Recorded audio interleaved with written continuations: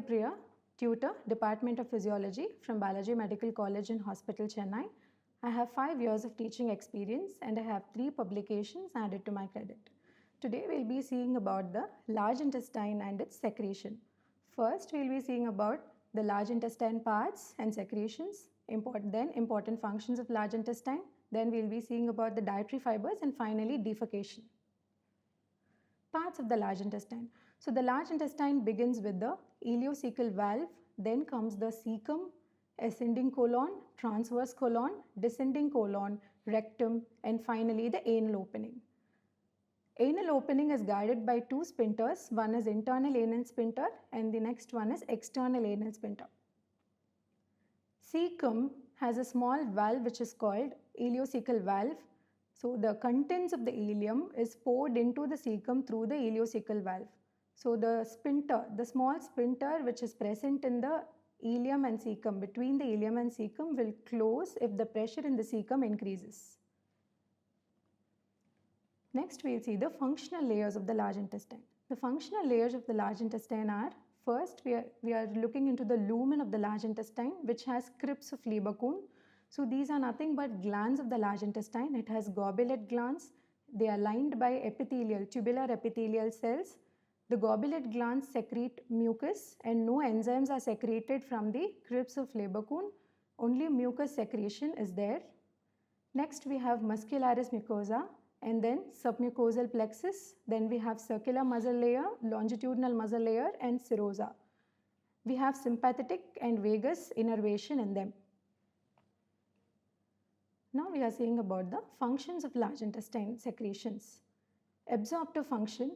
Water absorption is the foremost important function of the large intestine. So it absorbs about 1 to 2 liters of water every day. Chyme is converted into a semi-solid fecus in the large intestine. Electrolyte absorption. Sodium absorption and chloride ion are absorbed and potassium ion is secreted into the lumen. Secretory functions. Mucus, bicarbonate, potassium are secreted through the glands of the large intestine. Mucus is secreted by the gobulate cells, which helps in lubrication and protection. Bicarbonate is secreted by the surface epithelial cells. It neutralizes acidic bacterial products and protects the mucosa. Potassium is secreted by the colonic epithelial cells, which helps in the electrolyte balance. As there are no enzymes, bacteria are going to take up the function and they are going to aid in digesting the substances in the large intestine. Now, next is the microbial activity. Colon has large quantities or trillions of bacteria present. They act on the dietary fibers. It produces short chain fatty acids like acetate, butyrate and propionate, and also produce vitamin B, vitamin K, vitamin C, which are very essential for our health. Next is the storage and elimination. Rectum stores feces. Anal canal controls the voluntary defecation. These are the important functions of the large intestine. Next, we will be moving on to the regulation of large intestine. So it is regulated through neural, hormonal and local regulation. Neural regulation is by sympathetic, parasympathetic and enteric nervous system. Hormonal regulation is by secretin and aldosterone, and local regulation is through chemical or mechanical stimulation. Next, we are going to see about the dietary fibers. Dietary fibers are not digested by the digestive enzymes. They reach unchanged till the large intestine. They act as a substrate for microflora. It contains hemicellulose, pectin, lignin and minerals and also antioxidants, which plays a very important role in our body.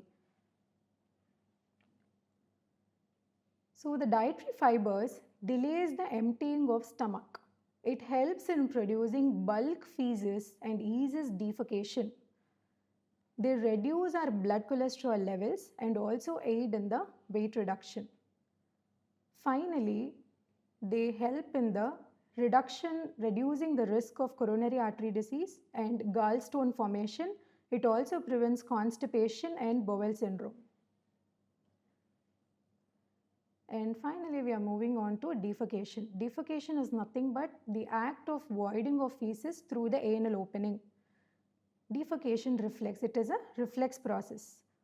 First, the fecal matter in the rectum is distended and then it stretches the rectal wall and pelvic efferents are stimulated.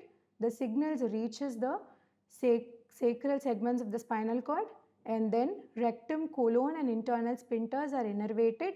Fecal matter passes to the anal opening and then impulses reach the sacral centers, contraction of the rectum and colon and finally relaxes the internal sphincter.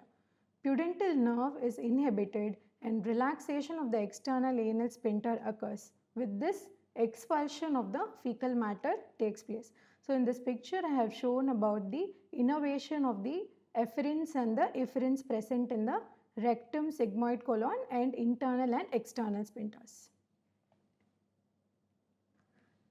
So with this we are completing the defecation reflex and we have come to the end of the session. These are my references.